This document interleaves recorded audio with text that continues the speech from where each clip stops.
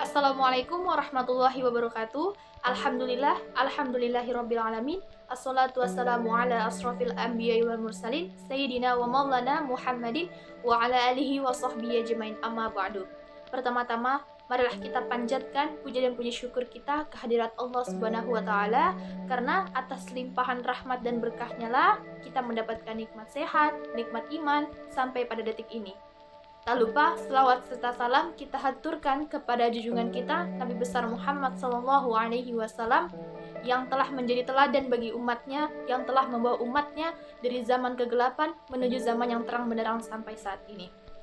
Baiklah teman-teman, perkenalkan nama saya Salvi Nurlianawati, saya dari kelas 12 MIPA. Kali ini saya akan membawakan kultum tentang beriman dikala sendiri. Ketika kita sendirian, apa yang kita lakukan?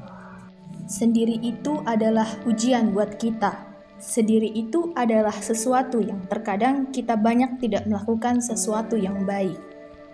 Ketika kita sendiri, seringkali kita tergoda oleh setan untuk berbuat maksiat. Ketika kita sendiri, kita terkadang mempunyai pemikiran-pemikiran yang tidak-tidak.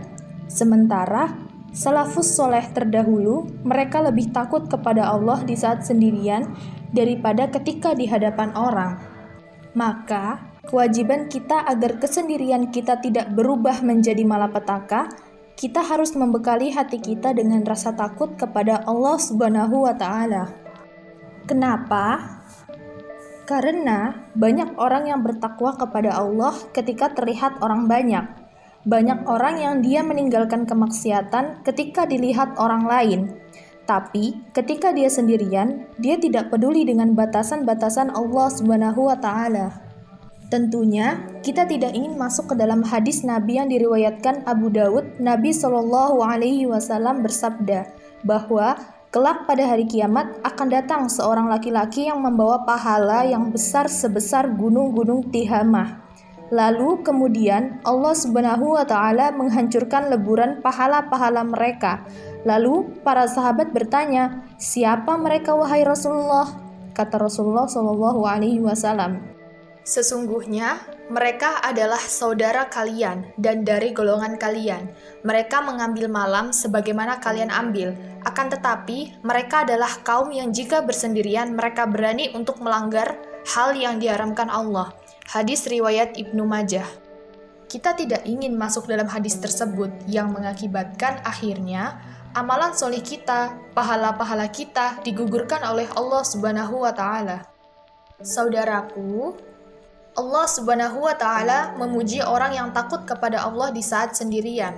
Allah berfirman, "Innalladzina yakhshawna rabbahum bil ghaibi lahum maghfiratun wa ajrun kabir." Sesungguhnya orang-orang yang takut kepada Rabb mereka di saat mereka sendirian, bagi mereka ampunan dan pahala yang besar. Quran Surah Al-Mulk ayat 12. Saudaraku, ketika seseorang lebih takut kepada Allah di saat ia di hadapan manusia, tapi ketika di saat sendirian ia tidak takut kepada Allah.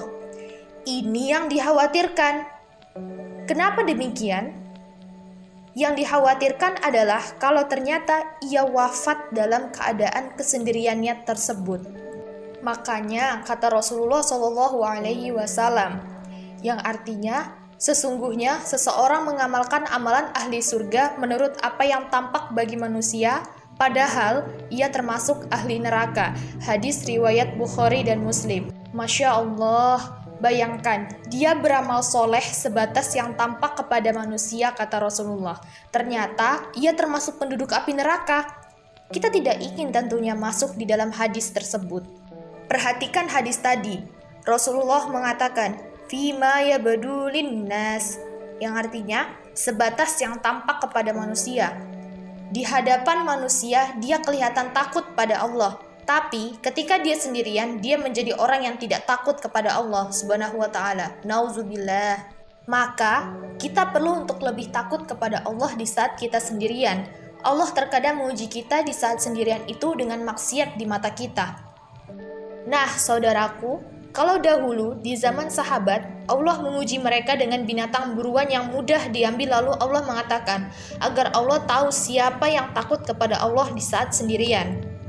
Kita pun demikian, kita diuji oleh Allah dengan smartphone, diuji oleh Allah Subhanahu wa taala dengan gadget. Di sana kita bisa melihat hal-hal yang diharamkan oleh Allah Subhanahu wa taala.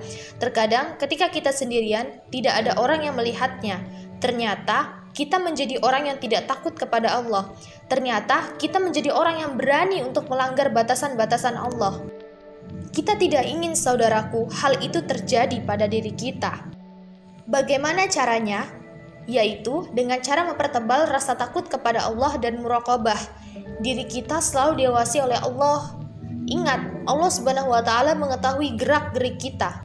Allah mengetahui di saat kita sedang sendirian. Dan ingat, malaikat yang mencatat amal solih kita pun telah mencatat amalan-amalan kita. Maka, coba ketika kita sendirian, hadirkan perasaan diawasi oleh Allah Subhanahu wa taala. Di saat kita sendirian, coba kita ingat bagaimana kalau kita wafat di saat kita sendirian dan berbuat maksiat kepada Allah. Na'udzubillah, kita tidak ingin wafat dalam keadaan su'ul khotimah, saudaraku. Maka saudaraku, bagaimana kita ketika sendirian? Di saat ketika kita sendirian lebih takwa kepada Allah. Berarti itu menunjukkan akan ketakwaan kita yang luar biasa. Semoga kita termasuk orang-orang yang bisa memanfaatkan kesendirian kita untuk hal-hal yang diridhoi oleh Allah. Wabillahi taufiq wal hidayah. Subhanakallah bihamdika asyhadu an la ilaha illa anta astaghfiruka wa atubu ilaik.